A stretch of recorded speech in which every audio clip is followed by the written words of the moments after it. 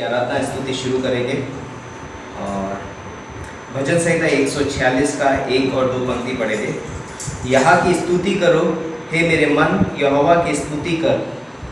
मैं जीवन भर यहोवा की स्तुति करता रहूँगा।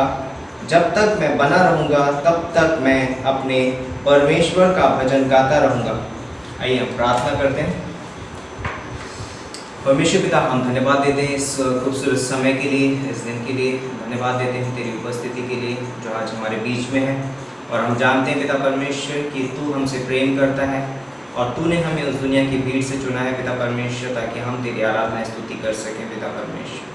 धन्यवाद देते हैं पिता परमेश्वर, हम अपने हाथों को उठा के अपने गलों को खोल करके तेरी आराधना स्तुति करना चाहते हैं पिता परमेश्वर।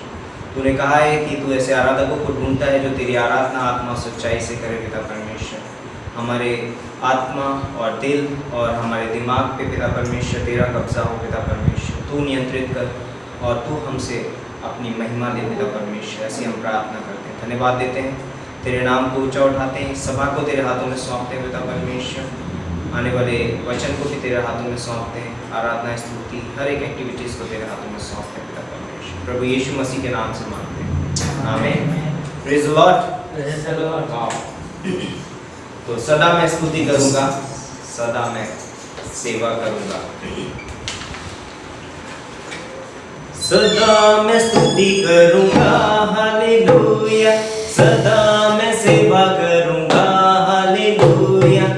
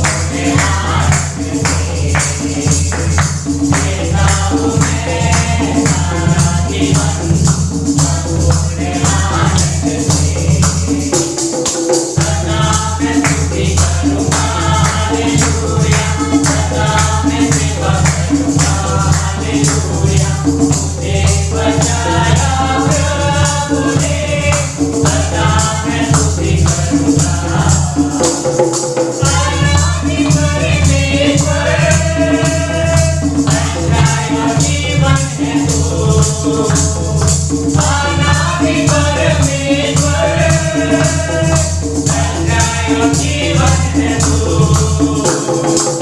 तेरी प्रशंसा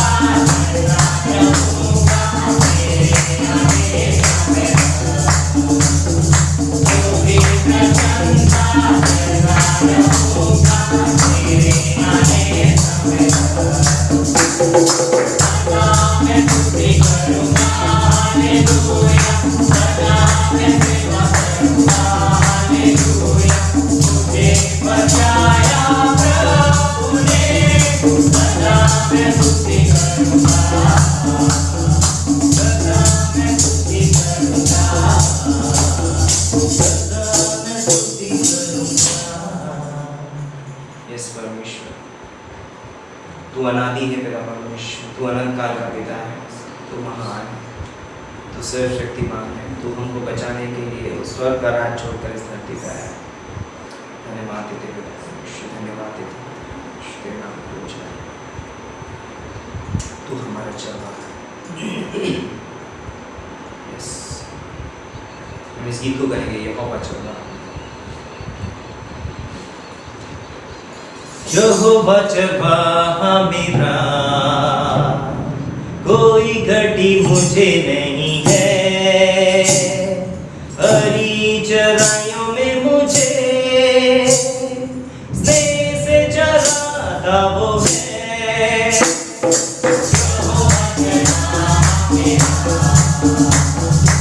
कोई घटी मुझे नहीं है, हरी चराइयों में मुझे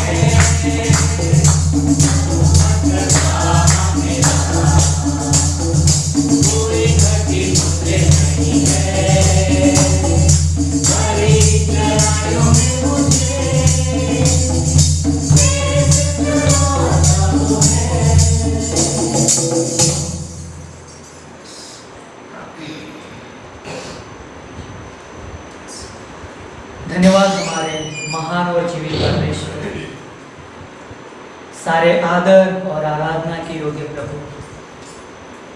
धन्यवाद हो पिता कि आप ऊंचे पे विराजमान हो, लेकिन फिर भी आप अपने लोगों में निवास करते हो प्रभु। Yes, Jesus. धन्यवाद करते हैं पिता परमेश्वर, आप हमारे चरवाहा हो प्रभु। आप हमारे जीवन की अगुवाई करते हो, हमें मार्गदर्शन देते हो प्रभु। Yes. आपकी महिमा के लिए हमारे जीवन को उपयोग करते हो। हम आपके नाम को ऊंचा उठाते प्रभु, हम आपके नाम को धन्यवाद कहते हैं प्रभु। धन्य हो प्रभु परमेश्वर, आप हमारे बीच में हो प्रभु, हम आपकी महिमा करते थे।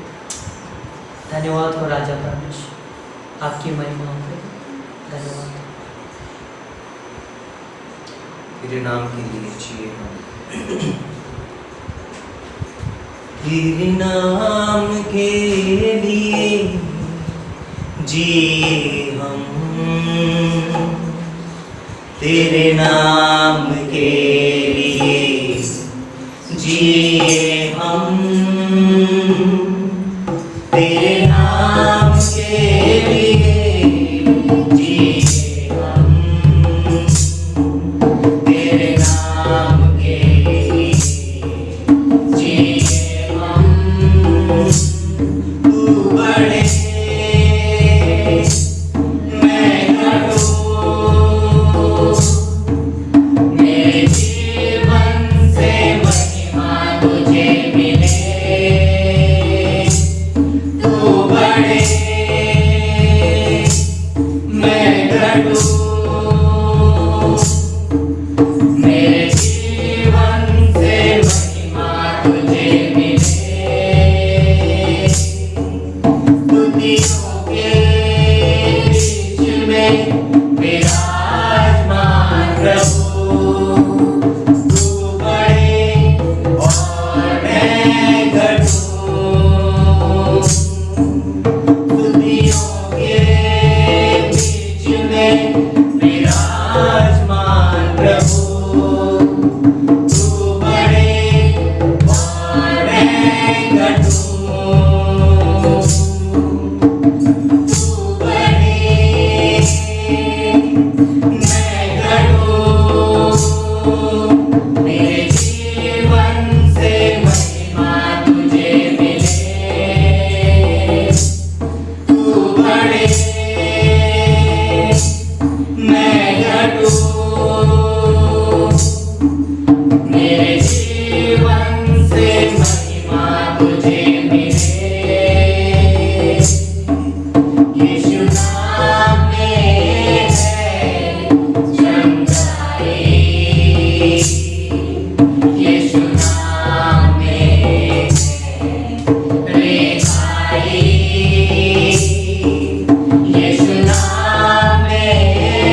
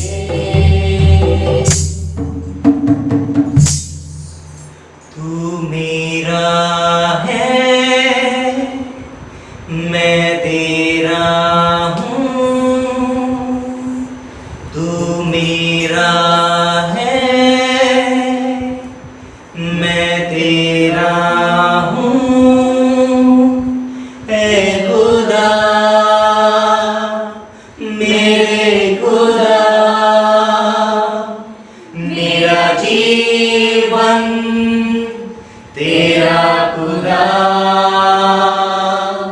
है खुदा, मेरे खुदा। मेरा जीवन तेरा खुदा, तू बढ़े मैं घटूं। Yes, Lord. मेरे जीवन से महिमा तुझे मिले, तू बढ़े मैं घटूं। हम सब अपने हाथों को उठाएंगे परमेश्वर के लिए। मेरे जीवन से महिमा तुझे मिले, हमारा जीवन परमेश्वर की महिमा का स्थान है। मैं घटूं। मेरे जीवन से महिमा तुझे मिले, तू बढ़े मैं घटूं। मेरे जीवन से महिमा तुझे मिले। सच में परमेश्वर, हमारा जीवन तेरी महिमा तेरी स्तुति का स्थान है। तू प्रेमी, तू अनुग्रहकारी ईश्वर है। धन्यवाद देते हैं तेरे नाम को ऊंचा। यस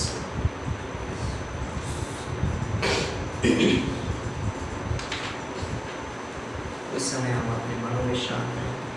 क्यों ना हम परमेश्वर को अपने हृदय में आराधना स्तुति से ऊंचा उठाएं और कहें परमेश्वर तू महान, तू अनुग्रहकारी, तू प्रेमी दयालु ईश्वर है।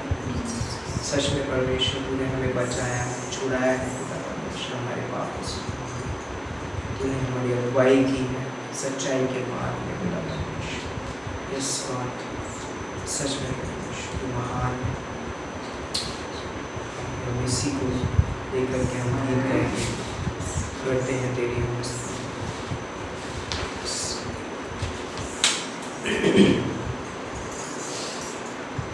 करते हैं तेरी हम स्तुति, हृदय की गहराइयों से। करते हैं तेरी हम स्तुति, हृदय की गहराइयों से। यीशु तू ही है हमारा प्रभु। यीशु तू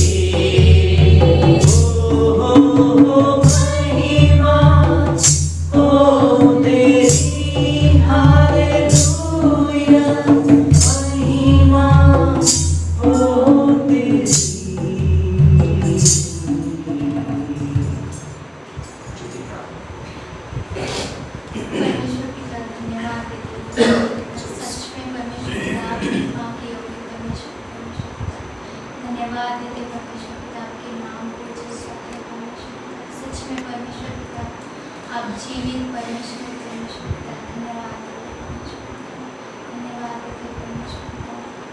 खास करके प्रार्थना करते परमेश्वर पिता हमारे वचन को आशीर्वाद धन्यवाद देते हैं आपके नाम को प्रार्थना हमारे उद्धारकर्ता यीशु मसीह के नाम से मांगते हैं, आमीन।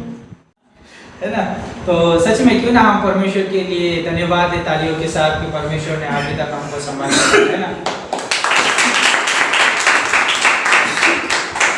तो अद्भुत समय रहेगा, आप अपने हृदयों को तैयार करिए इसका सभा के लिए। बहुत अद्भुत परमेश्वर के इस उपस्थिति में हमें लेके गया आराधना टीम ने, कितना अद्भुत वर्शिप था, है ना। तो क्यों ना इस होने वाले हफ्ते में जो कार्यक्रम है अपनी कलीसिया के द्वारा उसके ऊपर हम थोड़ी सी नज़र डालें। जैसे मंगलवार के दिन अपना बाइबल स्टडीज होते हैं 3 जगहों पर, तो उसके लिए आप प्रार्थना कर सकते हैं कि, है ना, जो भी कमी घटी है उस बाइबल स्टडीज में तो परमेश्वर पूरी करे। और सच में वो बाइबल स्टडीज परमेश्वर के प्रतिदिन, है ना, स्वभाव में और वचन में बढ़ते जाए, इसलिए हम प्रार्थना करेंगे। 3 जगह पे बाइबल स्टडी हुई थी आपने उस जगह के लिए, और वहाँ के सभी जो बाइबल स्टडीज में आते हैं परिवार, उनके लिए भी हम प्रार्थना करेंगे। और बुधवार के दिन अपनी यहाँ पे सभा होती है, मिडवीक सभा, है ना। तो आप लोग उस सभा में भी हिस्सा ले सकते हैं। बहुत अद्भुत संदेश रहता है, बहुत अद्भुत रीति से हम प्रार्थना भी करते हैं। बाद में सभा के बाद में प्रार्थना का भी सेशन रहता है, तो वो भी बहुत अद्भुत समय। हम चाहते हैं कि आप सभी लोग उसका हिस्सा बने, और जो हम यूट्यूब पे देख रहे हैं और आप नियमित रूप से देखते रहिए, आपका भी स्वागत करते हैं इस समय। और गुरुवार के दिन और शुक्रवार के दिन अपना बाइबल कॉलेज होता है इस कलीसिया के द्वारा, मध्य प्रदेश में भी चल रहा है, वहाँ पर भी क्लास चल रहे हैं, प्रेरितों के काम और गॉस्पेल क्लास। आप उसके लिए भी प्रार्थना कर सकते हैं कि वहाँ पे जो भी पासवान लीडर्स, जो भी मिशनरी, जो भी आ रहे हैं वहाँ पर सेवकाई कर रहे हैं वो लोग, और वो बाइबल कॉलेज में हिस्सा ले रहे हैं, तो बहुत अद्भुत समय रहता है। तो आप उनके लिए भी प्रार्थना करिए, और ख़ास करके टीचर लोग के लिए भी प्रार्थना करके परमेश्वर भी उनको समय दे, स्टडी करने के लिए, मनन करने के लिए बुद्धिमत्ता दे। तो आप मेरे लिए और कनु भाई के लिए प्रार्थना कर सकते हैं कि जब हमारी यात्रा हम करते हैं तो हमें परमेश्वर सुरक्षा दे। और खास करके हम प्रार्थना कर सकते हैं कि झालोद कलीसिया में जो अपना बाइबल कॉलेज है, उस बाइबल कॉलेज के लिए भी आप प्रार्थना कर सकते हैं। इस समय यहाँ पर नहीं है, लेकिन दूसरी जगह पे बाइबल कॉलेज हो रहा है, तो आप उस जगह के लिए भी प्रार्थना कर सकते हैं। वो अद्भुत रीति से बाइबल कॉलेज वहाँ पे चल रहा है, और पास्टर मनोज वहाँ पे क्लास पढ़ा रहे हैं, प्रेयर एंड रिवाइवल, है ना। तो बहुत सारे मिशनरी, पासवान लीडर वहाँ पर आ रहे हैं और परमेश्वर के वचन का आनंद ले रहे हैं, है ना। तो हम चाहते हैं कि आप लोग भी परमेश्वर के वचन का आनंद उठाइए, आप भी उस बाइबल कॉलेज का हिस्सा बनिए। और शाम को यहाँ पर कलीसिया में अपना चर्च के लिए एक क्लास होता है, फाउंडेशन क्लास, है ना, शुक्रवार की शाम को, तो आप उसमें भी हिस्सा ले सकते हैं। बुनियादी क्लास पढ़ाया जा रहा है पास्टर मनोज के द्वारा, तो आप उस क्लास का भी हिस्सा बन सकते हैं, और आप प्रोत्साहित करते हैं कि आप लोग उस क्लास में आइए। तो शनिवार के दिन इस समय फैमिली विजिट सुरेश भाई और कविता सिस्टर के घर पे रहेगा, तो हम प्रोत्साहित करते हैं कि आप, है ना, हम एक कलीसिया का हिस्सा होने के नाते, है ना, क्यों ना हम उस परिवार में इस समय फैमिली विजिट के तो पे जाके उस परिवार को हम उत्साहित करें। तो याद रखिए शनिवार के दिन कविता सिस्टर के उधर रहेगा, और रविवार की शाम को यहाँ पर सभा होती जैसे आज है ना, 5:30 बजे से लेकर 7:30 बजे तक। तो हम चाहते हैं कि आप सभी लोग हमारे साथ जो भी फ़ोन के द्वारा, जो यूट्यूब के द्वारा और जो भी कलीसिया में आते हैं, सभी का हम स्वागत करते हैं। उस सभा में भी आप नियमित रूप से हमारे साथ जुड़े रहिए। और ख़ास करके हम आज के दिन के बारे में हम बताना चाहेंगे कि इस अनाउंसमेंट के बाद फिर एक ऑफरिंग संदेश होगा, फिर एक गीत होगा और उसके बाद में मेन संदेश रहेगा पास्टर मनोज के द्वारा। तो क्यों ना इन सारी चीज़ों के लिए हम प्रार्थना करेंगे, है ना। परमेश्वर, हम धन्यवाद करते हैं इस समय, आप अगुवाई करें, आप इन सारी चीज़ों में प्रभु हम हमें ताकत दीजिए परमेश्वर। पासबान को, कलीसिया को परमेश्वर आप चलाइए परमेश्वर, और जो भी एक्टिविटीज़ है प्रभु इस कलीसिया के द्वारा प्रभु आप उसमें हमें सहायता और मदद करिए कि सब सारी एक्टिविटीज़ करने के लिए प्रभु आपकी देह है, आपकी सेवा है, आपका कार्य है प्रभु, आपके दास है, आपके लोग हैं प्रभु। धन्यवाद करते हैं इस सारी चीज़ों के लिए प्रभु। आगे का जो भी ऑफरिंग संदेश है, मेन संदेश है प्रभु आपके हाथों में सौंपते हैं। धन्यवाद करते हैं इन सारी चीज़ों के लिए प्रभु यीशु मसीह के नाम से मांगते हैं, आमीन। तो भेंट का समय है और भेंट के समय के अंदर हम जाते हैं। तो सभोपदेशक उसका 5वां अध्याय और उसकी 19वीं पंक्ति। तो यहाँ पर इस प्रकार से लिखा है, वरन हर एक मनुष्य जिसे परमेश्वर ने धन संपत्ति दी हो और उनसे आनंद भोगने और उसमें से अपना भाग लेने और परिश्रम करते हुए आनंद करने की शक्ति भी दी हो। यह परमेश्वर का वरदान है। तो मतलब कि मनुष्य के पास जो कुछ भी होता है, जो कुछ भी बातें पाई जाती है, चाहे वो आत्मिक तौर से हो या तो फिर आर्थिक तौर से हो, तो सारी चीज़ें परमेश्वर की ओर से उसको दी जाती है। भले वो मेहनत करता है, लेकिन उस मेहनत करने में उसको शक्ति, उनको जो चाहिए, जो बुद्धिमत्ता चाहिए, जो सामर्थ्य चाहिए, वो परमेश्वर की ओर से उसे दिया जाता है। और ये परमेश्वर की ओर से एक अद्भुत वरदान है। तो हम बाइबल में देखते हैं कि परमेश्वर जो सारे जीवनों का दाता है, सारा जीवन उसकी ओर से होता है। और वो परमेश्वर, जैसे हम बाइबल में देखते हैं कि आकाश और पृथ्वी को बनाने वाला वही परमेश्वर है। और उसने पेड़ पौधे को बनाया, और पेड़ पौधों के अंदर भी हम देखते हैं कि सुंदर वो फूल देता है, कलर देता है।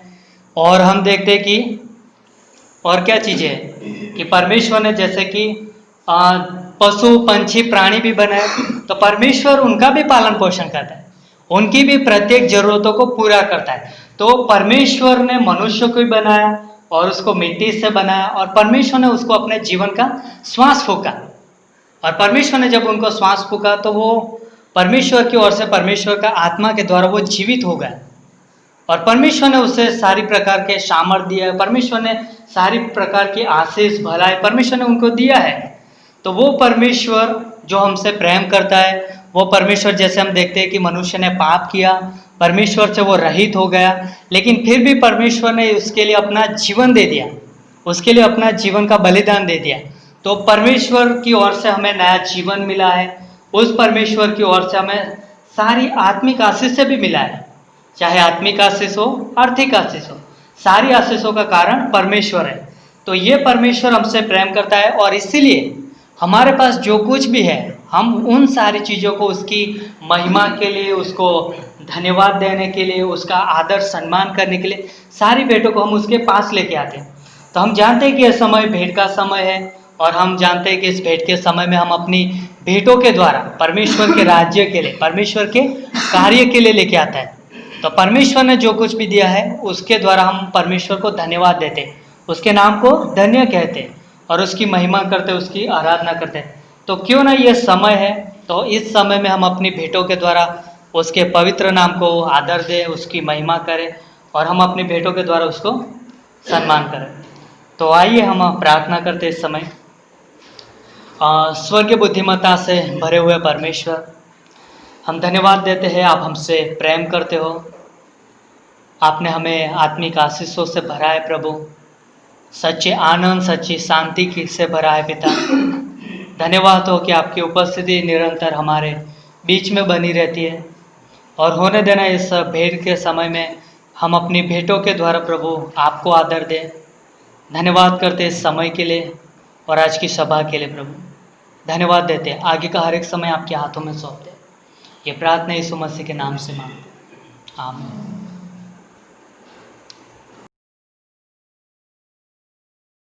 सब लोग तैयार हैं परमेश्वर का वचन सुनने के लिए?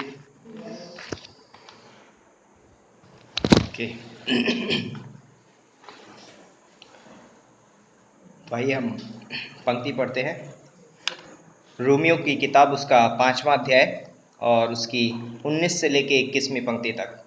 रोमियो 5वां अध्याय 19 से 21।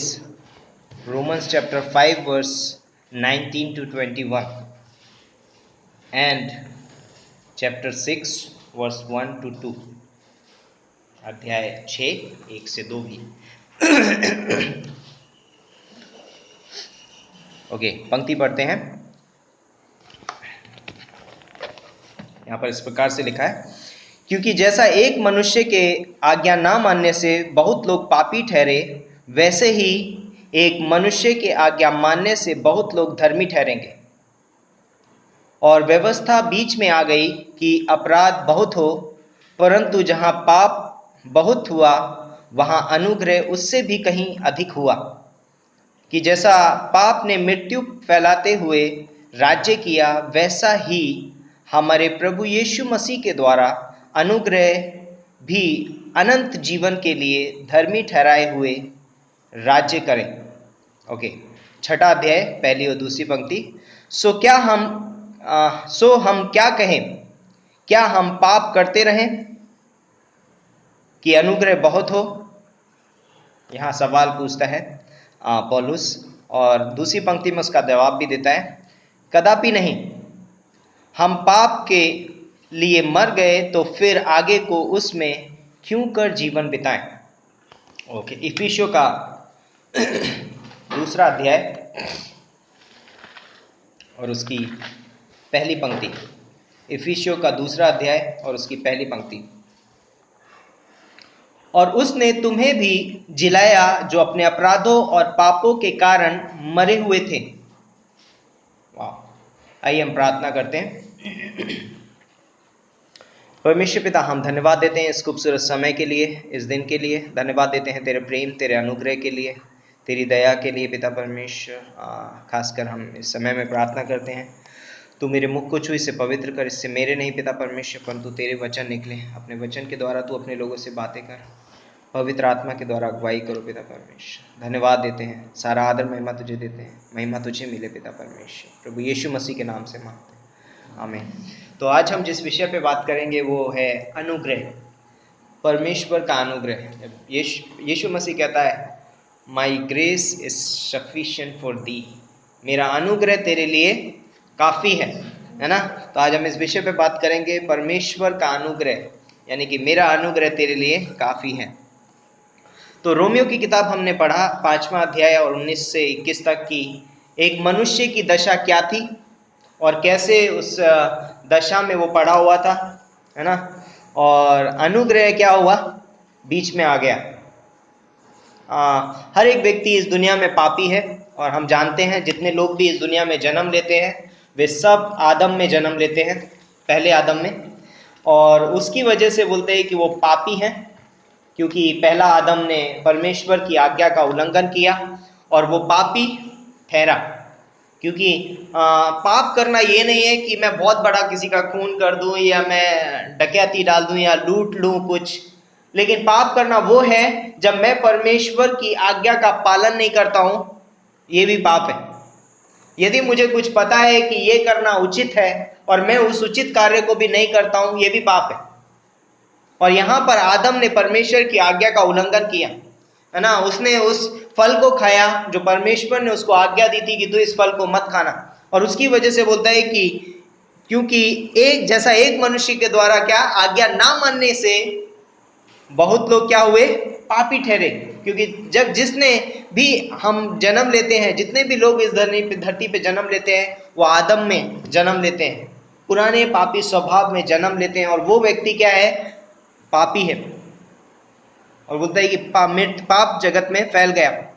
वैसे ही एक मनुष्य की आज्ञा मानने से बहुत लोग धर्मी ठहरेंगे। कौन है वो व्यक्ति? वो है प्रभु यीशु मसीह। तो बोलते हैं कि इस दुनिया में इंसान दो चीजों में बना हुआ है, दो चीजें उसकी नींव है। या तो वो आदम में उसकी नींव है, पुराने पापी स्वभाव में, और या फिर वो प्रभु यीशु मसीह में उसकी नींव है। तो बोलता है कि रोमियो का 6:1 में पहली पंक्ति में लिखा है, सो हम क्या कहें, क्या हम पाप करते रहें कि अनुग्रह बहुत हो? है ना। एक इंसान हो सकता है कि वो पाप में बना हो, जैसे कि 19वीं पंक्ति में लिखा है कि एक मनुष्य के द्वारा पाप इस जगत में आया, है ना, और सब मनुष्यों में फैल गया। एक व्यक्ति की आज्ञा ना मानने से पाप सारे जगत में, सारे मनुष्यों में क्या हो गया? फैल गया। तो हम सब जो भी व्यक्ति यीशु मसीह पर विश्वास नहीं करता और जिसने अपने जीवन में प्रभु यीशु मसीह को अपना उद्धारकर्ता करके ग्रहण नहीं किया है, वो व्यक्ति की नींव जो है पुराना आदम है ना। वो अंधकार उसकी नींव है, वो पापी स्वभाव उसकी नींव है। लेकिन जो यीशु मसीह में है तो अनुग्रह उसकी नींव है। रोमियो का 5:2 बोलता है कि उस अनुग्रह में जिसमें हमारी पहुंच हुई है ना। दूसरी पंक्ति बोलती है, जिसके द्वारा विश्वास के कारण उस अनुग्रह तक जिसमें हम बने हैं हमारी पहुंच हुई, और परमेश्वर की महिमा की आशा पर घमंड करें। तो एक जो विश्वासी है उसकी नींव परमेश्वर का अनुग्रह है, और एक व्यक्ति जो संसार में है, जिसने अभी तक अपने जीवन में प्रभु यीशु मसीह को अपना उद्धारकर्ता करके ग्रहण नहीं किया है, उसकी नींव उसके अच्छे कार्य हैं, उसके पाप है, उसके पुण्य रिवाज रीति रिवाज है। लेकिन एक विश्वासी की जो नींव है वो ये सब नहीं है। मेरे अच्छे काम मेरी नींव नहीं है, मेरे रीति रिवाज मेरी नींव नहीं है ना। मैं अपने रीति रिवाजों में नहीं बनाऊं। एक विश्वासी रीति रिवाजों में नहीं बनाऊं, एक विश्वासी परमेश्वर के अनुग्रह में बना हुआ है। और यहां पर बोलता है कि जब एक विश्वासी अनुग्रह में बना हुआ है तो अनुग्रह का कई बार एक विश्वासी गलत इस्तेमाल कर सकता है। परमेश्वर का अनुग्रह जो है वो बोलता है कि जहां पाप बढ़ा अनुग्रह उससे भी अधिक बढ़ा, है ना। तो क्या हम पाप ही करते रहें? कई बार ऐसा हो सकता है एक विश्वासी के जीवन में, हम लोग कई बार अपने जीवन में गिरते हैं और बोलते हैं कि परमेश्वर हमको अनुग्रह देता है और हमें उठाता है, जैसा कि हमने पढ़ा था कि धर्मी जन 7 बार गिरे फिर उठ खड़ा होगा। लेकिन कई बार एक विश्वासी अनुग्रह को एक पाप करने का लाइसेंस बना सकता है, क्योंकि उसको मालूम है कि परमेश्वर अंत में मुझे कैसे ना कैसे करके माफ तो कर ही देगा। परमेश्वर का अनुग्रह बोलता है कि जहां पाप बढ़ा अनुग्रह उससे अधिक हुआ, तो कि कहीं परमेश्वर का अनुग्रह तो मिल ही जाएगा मुझे। लेकिन पौलुस यहाँ पर बोलता है कि जहां पाप बढ़ा अनुग्रह उससे अधिक हुआ, तो क्या हम पाप ही करते रहे? बोलता है कदापि नहीं, क्योंकि दूसरी पंक्ति में लिखा है कदापि नहीं। हम जब पाप के लिए मर गए तो फिर आगे को उसमें क्यों कर जीवन बिताएं, क्यों कर हम उसमें जीवन बिताएं। तो हुआ क्या, उत्पत्ति के 3 अध्याय में परमेश्वर आदम को ढूंढने आया, है ना, हम जानते हैं। और बोलता है कि आदम जो था, उससे पहले आदम क्या था, परमेश्वर के साथ संगति में था, फेस टू फेस बातें करता था, है ना, चेहरे से चेहरा मिलाता हुआ, आमने सामने देखते हुए, है ना, वो बातें करता है। और बातें करने के बाद में उसके साथ में उसकी संगति है, और उस संगति को पाप करने के कारण क्या हुआ, टूट गई। वो संगति पाप करने के कारण क्या हुई, टूट गई। इंपॉर्टेंट है,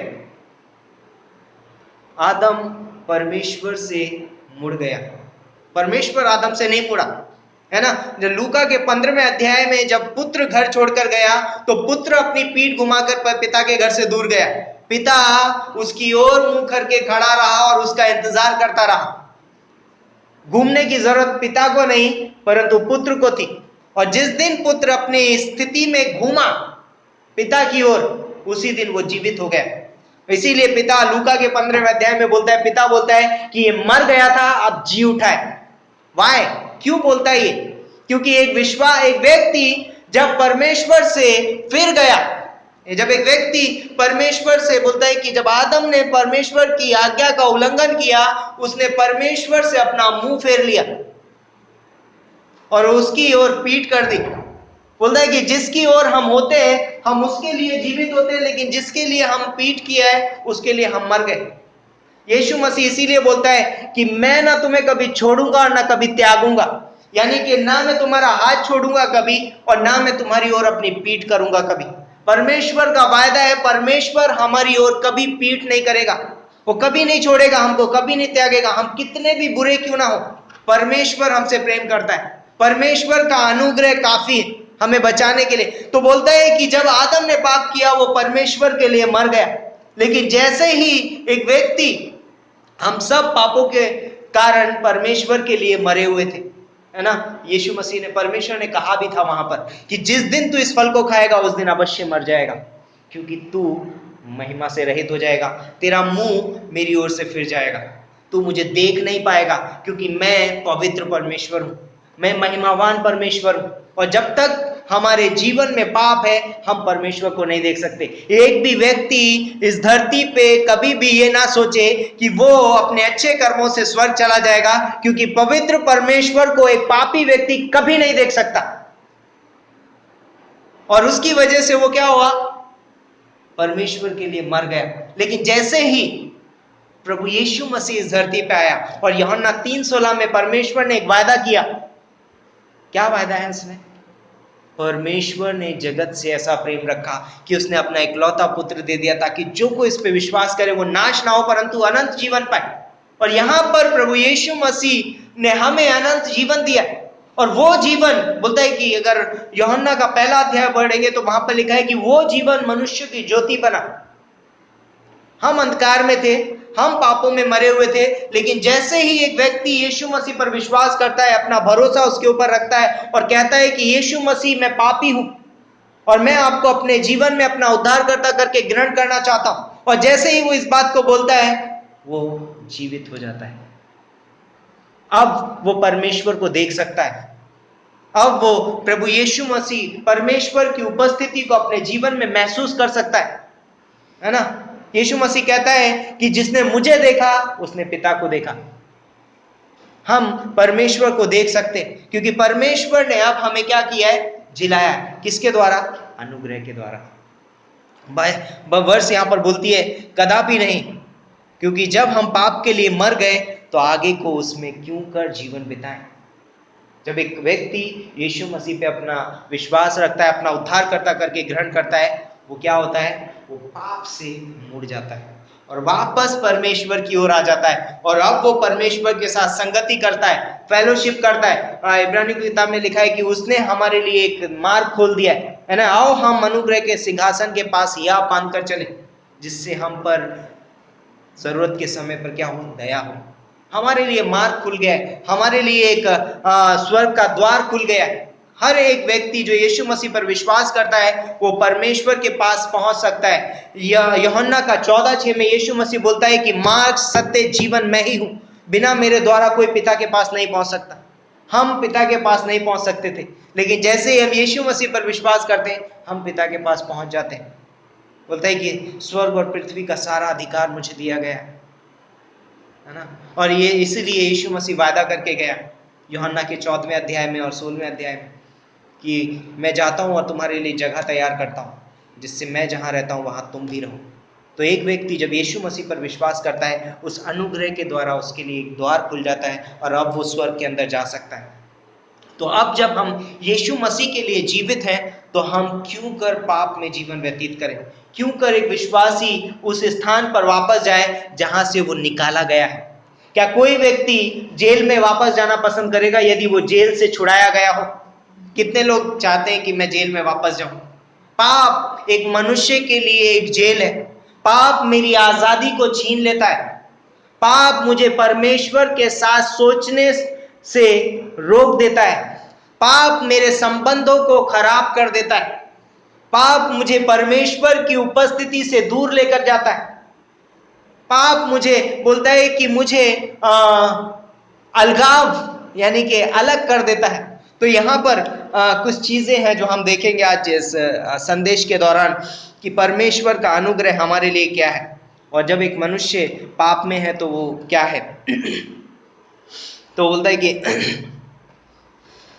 वाह,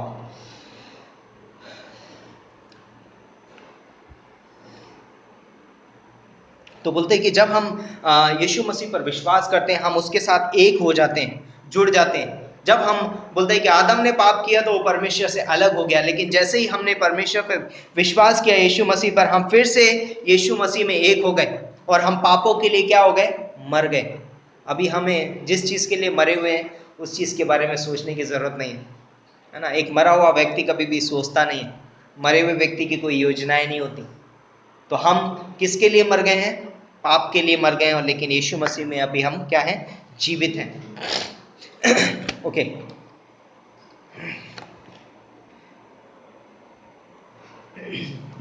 इफिसियों का दूसरा अध्याय और उसकी दूसरी पंक्ति और तीसरी पंक्ति,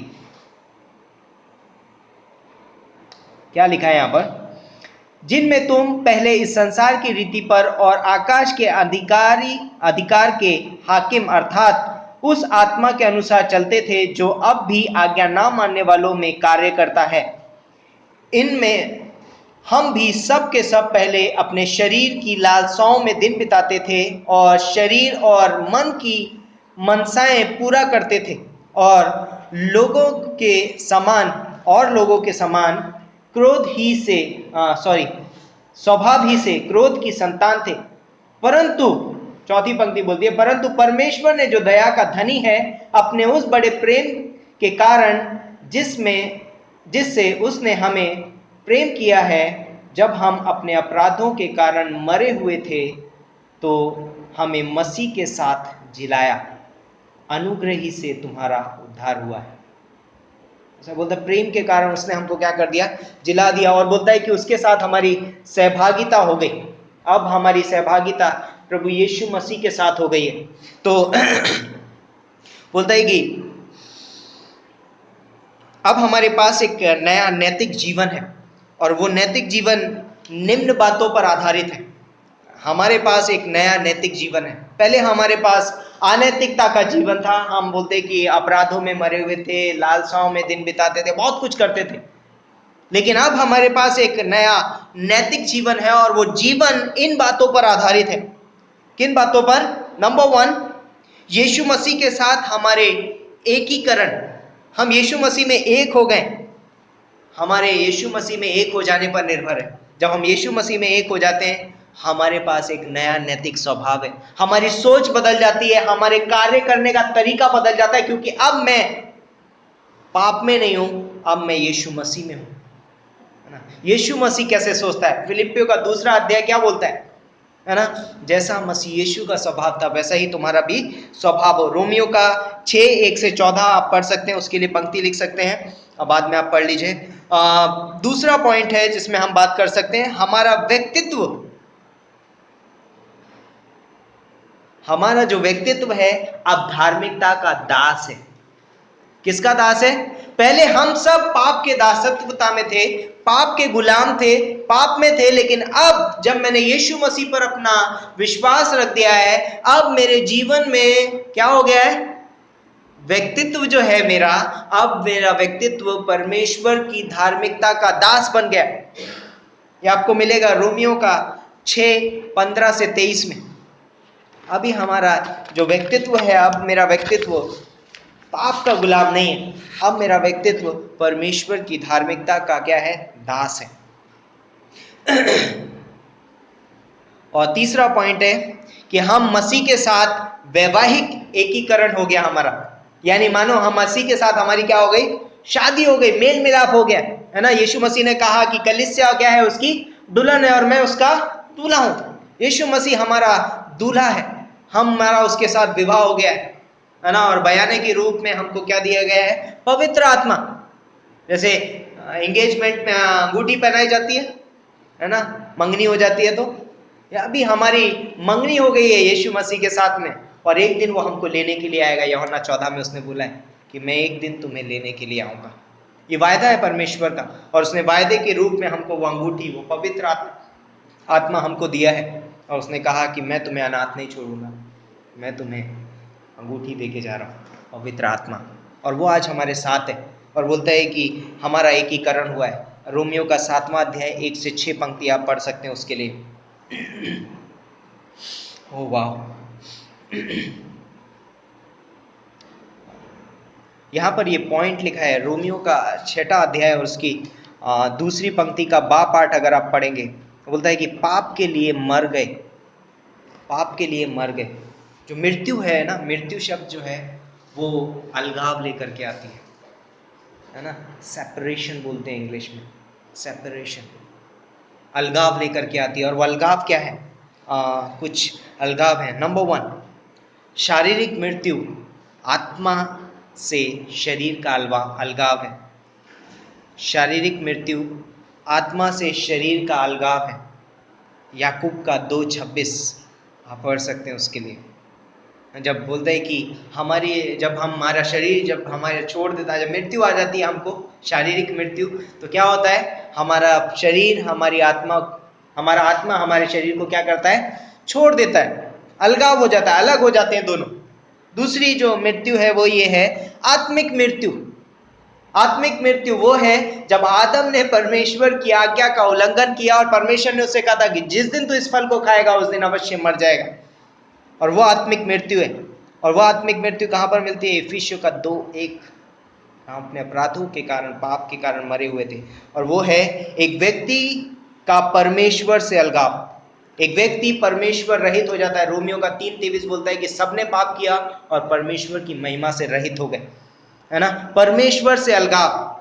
तो आत्मिक मृत्यु हमें परमेश्वर से अलग कर देती है। नंबर 3, है ना, तीसरी जो मृत्यु है, यानी कि इसको दूसरी मृत्यु कहा जाता है। तीसरा पॉइंट है दूसरी मृत्यु जो है परमेश्वर से अनंत काल का अलगाव।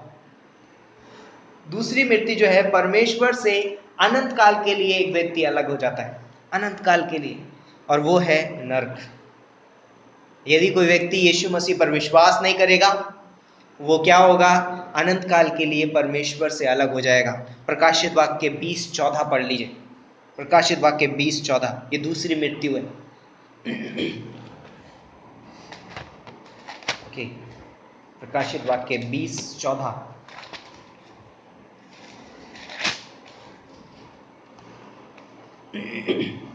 यहां पर लिखा है, और मृत्यु और अधलोक भी आग की झील में डाले गए। ये आग की झील तो दूसरी मृत्यु है। एक व्यक्ति जिसने यीशु मसीह पर विश्वास नहीं किया है, वो व्यक्ति कभी भी क्या है? उद्धार नहीं पाया है, तो वो दूसरी मृत्यु को देखेगा। पहली मृत्यु, हमने पाप किया है, हम सब पापी हैं, हम परमेश्वर से अलग हैं। लेकिन दूसरी मृत्यु क्या है? वो क्या करती है? हमको परमेश्वर से हमेशा के लिए, अनंत काल के लिए अलग कर देती है। तो दूसरी जो मृत्यु है, वो मृत्यु जो है वो अलगाव है, अंत नहीं है। एक बात हमको ध्यान देनी बहुत जरूरी होगी।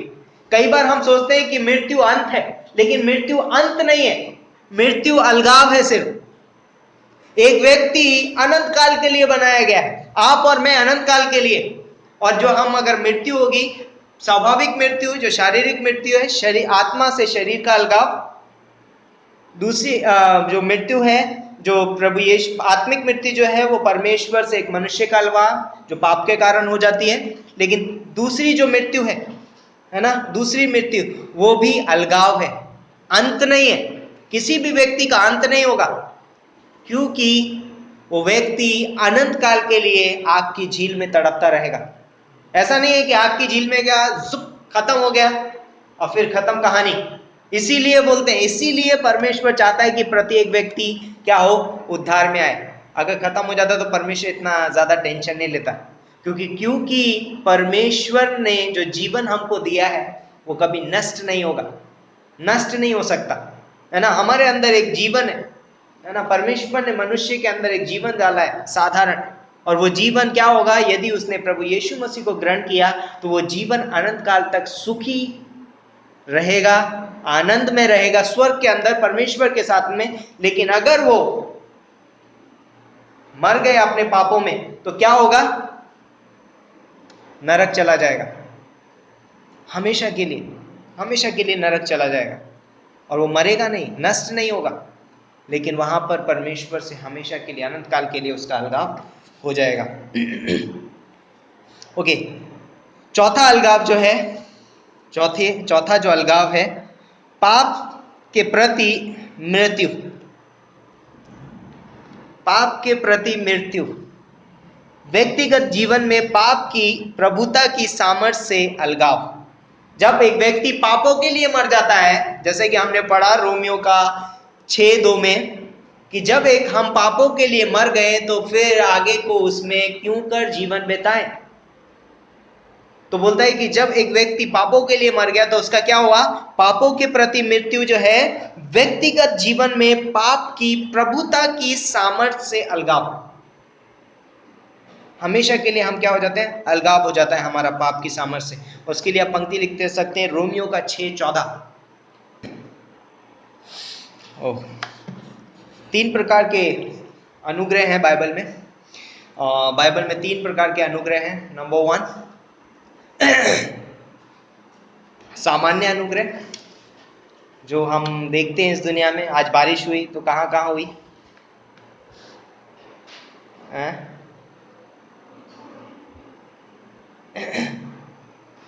आज जो बारिश हुई वो कहाँ कहाँ हुई?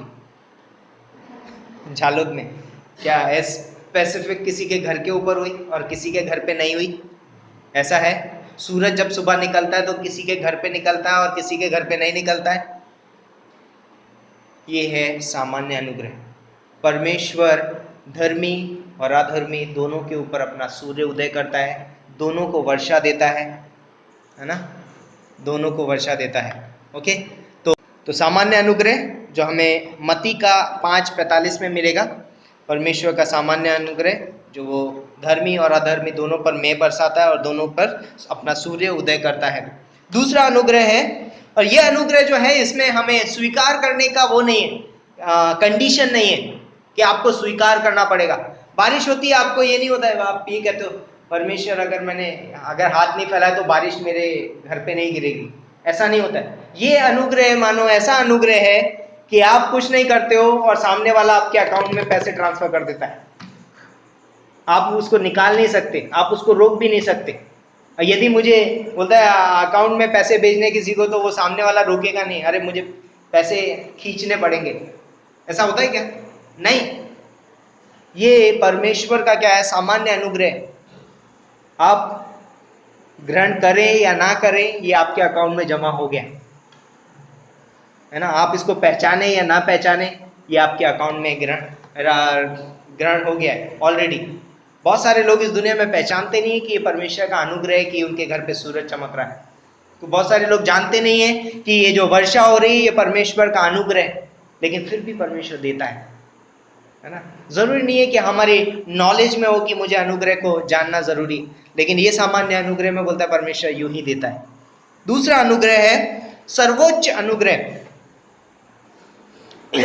ये अनुग्रह वो अनुग्रह है जब परमेश्वर बोलता है कि किसी व्यक्ति को उद्धार में लाने का कार्य करता है ना। जब आप किसी को सुसमाचार सुनाते हैं और वो व्यक्ति अनुग्रह में आ जाता है, मतलब उद्धार में आ जाता है, तो वो कैसे उद्धार पाता है? इफिसियों का 2:8 क्या बोलता है? विश्वास के द्वारा अनुग्रह से तुम्हारा उद्धार हुआ है, और ये तुम्हारी ओर से नहीं वरन परमेश्वर का दान है। परमेश्वर दान के रूप में वो अनुग्रह देता है और व्यक्ति का उद्धार हो जाता है, और ये कर्मों के द्वारा नहीं हुआ कि आप ग्रहण करें। लेकिन इस अनुग्रह को आपको ग्रहण करना जरूरी है। इसके पीछे एक तरीके से शर्त है कि जो कोई विश्वास करे वो नाश ना हो परंतु अनंत जीवन पाए। यह अनुग्रह आपको ग्रहण करना पड़ेगा। परमेश्वर यीशु मसीह ने क्रूस पे सारे संसार के लिए जान दे दी है। ये बाइबल में लिखा है कि जगत से ऐसा प्रेम रखा और जगत के लिए उसने अपना प्राण दिया, और यीशु मसीह ने सारे जगत के लिए अपना लहू बहाया है। लेकिन जो कोई ग्रहण करेगा, जो कोई उस अनुग्रह को रिसीव करेगा, ग्रहण करेगा, वो उद्धार पाएगा और वो एक दिन स्वर्ग में प्रभु यीशु मसीह के साथ रहेगा। इस अनुग्रह को हमें ग्रहण करना बहुत जरूरी है। ये अनुग्रह हर एक व्यक्ति की जरूरत है। वो बारिश शायद मेरी इतनी कीमती जरूरत नहीं है, लेकिन ये अनुग्रह, ये वाला अनुग्रह परमेश्वर का जो उद्धार का जो अनुग्रह है, ये मुझे ग्रहण करना बहुत ही जरूरी है। तो ये मुझे उस क्षण मिलता है जब मैं परमेश्वर को अपने जीवन में अपना उद्धार करता करके ग्रहण करता हूँ। तीसरा अनुग्रह है विशेष अनुग्रह। जब परमेश्वर किसी व्यक्ति को चुनता है उसके कार्य के लिए, तो वो उसको एक विशेष अनुग्रह भी देता है ना। परमेश्वर ये नहीं कहता है कि अरे तुम देख लो, मैंने तुम्हें काम दिया, तुम कर लो।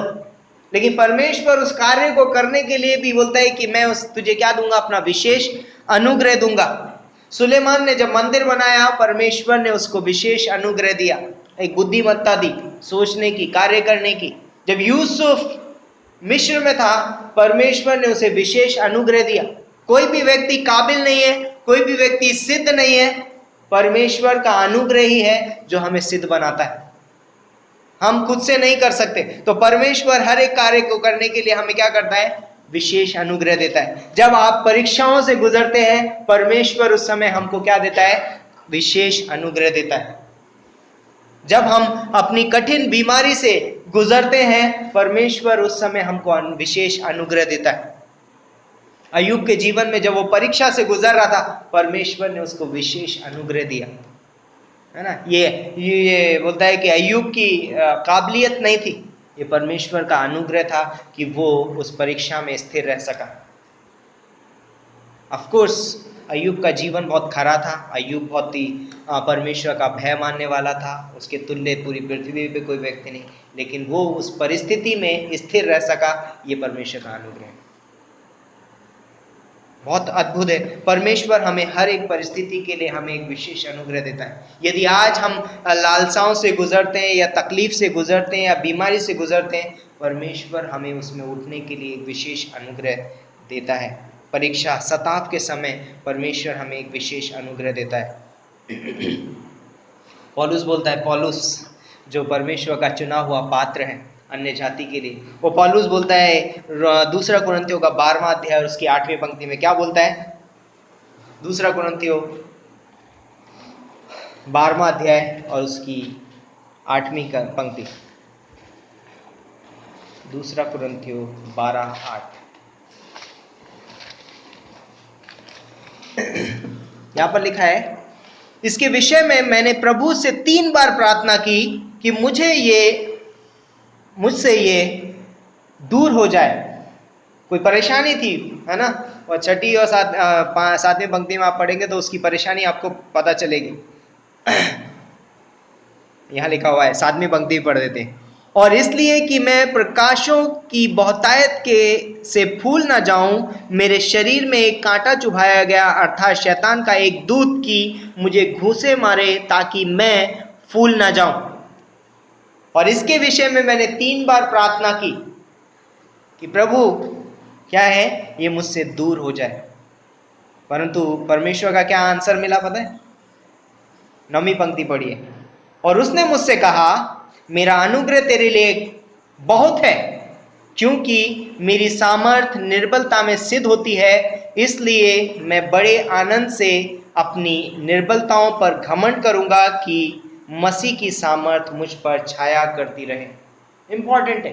बोलता है कि वो पौलुस जो अपनी परिस्थिति के लिए प्रार्थना कर रहा है और कह रहा है कि परमेश्वर हो सके तो ये क्या हो, निकल जाए मेरे जीवन से, ये कांटा निकल जाए। लेकिन जब परमेश्वर उससे कहता है कि मेरा अनुग्रह तेरे लिए काफी है, उसके बाद वो बोलता है, उसके बाद हम उसको प्रार्थना करते हुए नहीं देखते कि ये कांटा निकल जाए।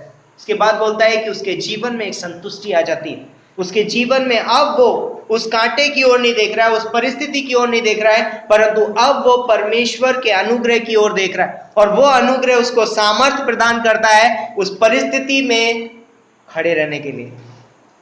परमेश्वर का अनुग्रह हमें सामर्थ्य देता है, हमारी हर एक परिस्थिति में हमें खड़े रहने के लिए, लड़ने के लिए सामर्थ्य प्रदान करता है। एक विश्वासी को परमेश्वर के अनुग्रह में जीना सीखना जरूरी है। यदि हम परमेश्वर के अनुग्रह में जीना नहीं सीखेंगे तो हम हर रोज रोते रहेंगे। हम कहेंगे परमेश्वर मेरे जीवन में ये हो गया, मेरे जीवन में वो हो गया। परमेश्वर बोलता है मेरा अनुग्रह तेरे लिए काफी है। वाह, बहुत अद्भुत है। परमेश्वर बोलेगा मेरा अनुग्रह तेरे लिए काफी है। अनुग्रह में बने रहना बहुत जरूरी है एक विश्वासी को। हम सिर्फ बोलते हैं हम जीवन जीना ही नहीं सीखते, हम उसमें अनुग्रह में बने रहते हैं और एक दूसरे को अनुग्रह देना भी सीखना जरूरी है। तो कुछ पॉइंट्स हैं अंत में हम लोग लिखेंगे, अगर लिखना है तो आपको, कि अनुग्रह में जीवन है और वो जीवन नया जीवन है, अनंत काल का जीवन है। अनुग्रह में जो जीवन है, रोमियो का 6:2 लिख सकते हैं, और बहुत सारे जैसे कि इफिसियों का 2 अध्याय 4 पंक्ति में, अब यीशु मसीह में हमें नया जीवन मिला है और अनुग्रह हमारी नींव है। रोमियो का 5:2 बोलता है कि अनुग्रह में हम बने हैं। अनुग्रह एक विश्वासी की नींव है ना। इस दुनिया में बहुत सारी चीज़ें हैं, बहुत सारे नींव है, लेकिन एक विश्वासी की नींव परमेश्वर का अनुग्रह है। अगला पॉइंट है, बोलता है कि अनुग्रह हमारी सामर्थ्य है ना। हम बोलते हैं कि जब हम निर्बल होते हैं तो परमेश्वर के अनुग्रह की सामर्थ्य हम में कार्य करती है। चौथा है, बोलता है कि अनुग्रह हमारी पहचान है। एक विश्वासी की पहचान परमेश्वर का अनुग्रह है। हमारी पहचान परमेश्वर का अनुग्रह है और हम उस अनुग्रह में क्या है, स्थिर रहते हैं, बने रहते हैं। 5वां पॉइंट, एक विश्वासी का परमेश्वर का अनुग्रह एक विश्वासी के उद्धार का कारण है। हमारे उद्धार का कारण जो है वो परमेश्वर का अनुग्रह है। आज हमने जो उद्धार पाया है, आज मैं और आप इस स्थान में बैठे हैं, ये हमारी और आपकी काबिलियत की वजह से नहीं है, परमेश्वर के अनुग्रह की वजह से आज हमने उद्धार पाया है, परमेश्वर के अनुग्रह के कारण। 6वां पॉइंट है, अनुग्रह के द्वारा हमारी पहुंच परमेश्वर तक हुई है। विदाउट ग्रेस हम परमेश्वर तक नहीं पहुंच सकते, अनुग्रह के द्वारा परमेश्वर तक हमारी पहुंच हुई है। 7वां पॉइंट है, परमेश्वर का अनुग्रह एक विश्वासी के लिए काफ़ी है। परमेश्वर का अनुग्रह एक विश्वासी के लिए काफ़ी है। हम परमेश्वर के अनुग्रह में बने रहना ज़रूरी है और बोलना है कि परमेश्वर, आज पौलुस ने प्रार्थना करना बंद कर दिया, बोलता है कि मैं अब अपनी निर्बलताओं में क्या करता हूँ, आनंद मनाता हूँ। जब हम अनुग्रह में जीते हैं, हमारे जीवन में आनंद होगा, हमारे जीवन में प्रेम होगा, हमारे जीवन में सांत्वना होगी, हमारे जीवन में संतुष्टि होगी, क्योंकि मुझे मालूम है मैं कुछ नहीं कर सकता, लेकिन परमेश्वर का अनुग्रह काफ़ी है। इम्पॉर्टेंट है, मेरे सताव में, मेरी परीक्षा में, मेरी परेशानियों में, मेरी तकलीफ में, मेरी बीमारी में अनुग्रह काफ़ी है। तो आज मैं शाम में आप सभी लोगों को उत्साहित करना चाहूँगा कि परमेश्वर का अनुग्रह हमारे लिए काफ़ी है। आमीन। आइए हम प्रार्थना करते हैं। परमेश्वर पिता, हम धन्यवाद देते हैं इस खूबसूरत समय के लिए, इस दिन के लिए धन्यवाद देते हैं, तेरे प्रेम, तेरे अनुग्रह के लिए, तेरी उपस्थिति के लिए पिता परमेश्वर धन्यवाद करते हैं। सारा आदर महिमा तुझे देते हैं। हम प्रार्थना करते हैं पिता परमेश्वर कि तू हमारे साथ बना रहता है पिता परमेश्वर। तेरा अनुग्रह हमें सांत्वना देता है, तेरा अनुग्रह हमारे लिए काफ़ी है। धन्यवाद करते हैं, हर एक के जीवन से तू व्यक्तिगत रूप से बातें करना पिता परमेश्वर। तेरा अनुग्रह काफ़ी है पिता परमेश्वर। तेरे अनुग्रह के द्वारा सामर्थ्य मिलती है, तेरे अनुग्रह के द्वारा हमें आनंद प्राप्त होता है पिता परमेश्वर। धन्यवाद करते हैं, आगे का समय तेरे हाथों में सौंपते हैं। सारा आदर महिमा तुझे देते हैं। प्रार्थना हमारे उद्धारकर्ता प्रभु यीशु मसीह के नाम से मांगते हैं, आमीन। Praise the Lord. हम इस गीत को गाएंगे, उद्धार हमारे यीशु का जो सिंहासन पर बैठा है। उद्धार हमारे यीशु का जो सिंहासन पर बैठा है, और मैंने गाहो स्तुति और महिमा, ज्ञान, धन्यवाद, आदर और सामर्थ, शक्ति यीशु की युगानुयुग बनी रहे। यीशु की युगानुयुग बनी रहे। यीशु की युगानुयुग बनी रहे। आमीन।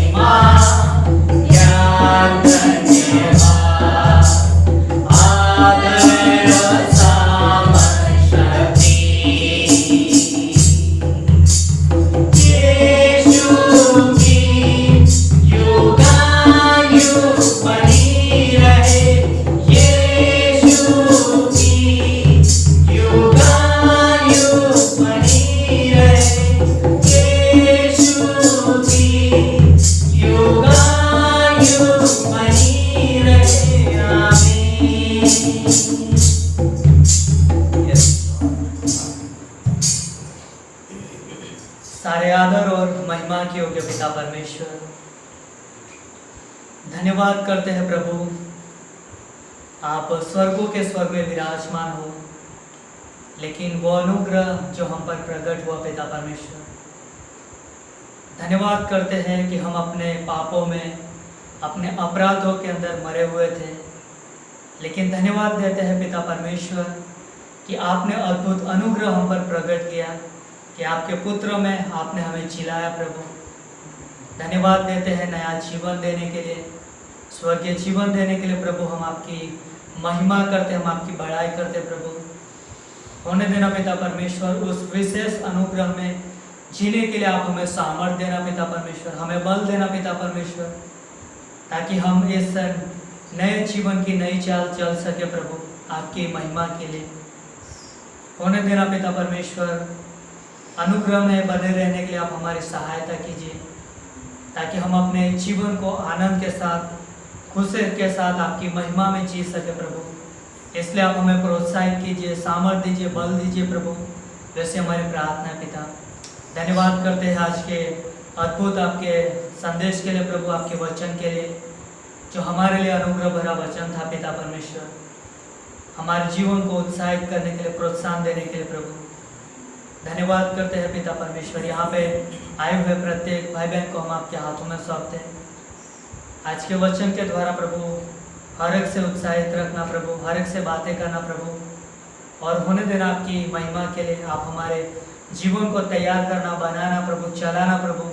वैसे हमारी प्रार्थना है प्रभु। धन्यवाद देते हैं महान परमेश्वर आपकी भलाइयों के लिए जो हम पर प्रकट है पिता। धन्यवाद करते महान परमेश्वर, सारा आदर, सारी महिमा देते, आगे का हर एक समय आपके हाथों में सौंपते। आप आशीषित करना, आने वाले रेप सेशन को भी हम आपके हाथों में सौंपते, उसमें आपका अनुग्रह, आपकी दया हो प्रभु। धन्यवाद देते, सारा आदर, सारी महिमा आपको देते। ये प्रार्थना यीशु मसीह के जीवित नाम से मांगते, आमीन।